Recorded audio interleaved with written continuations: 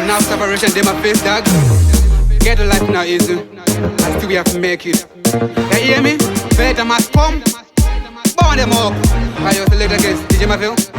Ndakayita linki na mukoma machevele inini mupakura chabva chauya chipembere ndoda kuzvitaura zvisandiremere inini fiyelezi ndini semupakure amahai nevana vanojeredza misodzi vakabata shaya mumusha mune ngozi nyika ina tsitsi chidzika nengoni takuda kabhuro natimuone kabozi hadai maiona zviri mupfungwa maigona kwatsanura zvavanofunga hapana anoziva zviri kwatinobva kuchema nekusuwa kune hondokumba hadai maiona zviri mupfungwa maigona kwatsanura zvavanofunga hapana anoziva zviri kwatinobva kuchema nekusuwa kune hondokumba aibaba vanotungamidza hasha vana vane nzara vounganiraja vanoswera vasina chavadya mapoto aripo huni dzakazara bakwa hadai mavaona kanicha nekuti vari vega avambozvikwaniswa aiva vanongorwadziswa isaiziso renyu dai mavatarisa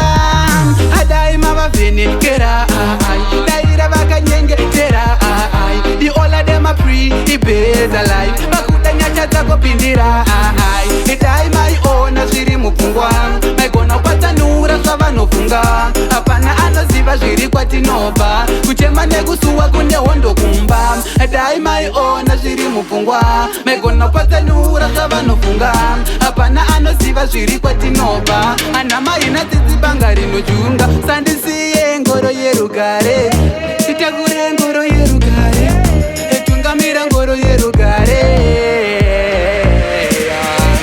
hadai mavavhenekera daira vakanyengetera diola demapri ibeta life vakuda nyacha dzakopindira idai maiona zviri mupfungwa maigona kwatsanura zvavanofunga hapana anoziva zviri kwatinobva ana maina tsidzibanga rinojunga dai maiona zviri mupfungwa maigona kwatsanura zvavanofunga hapana anoziva zviri kwatinobva kuchema nekusuwa kune hondokumba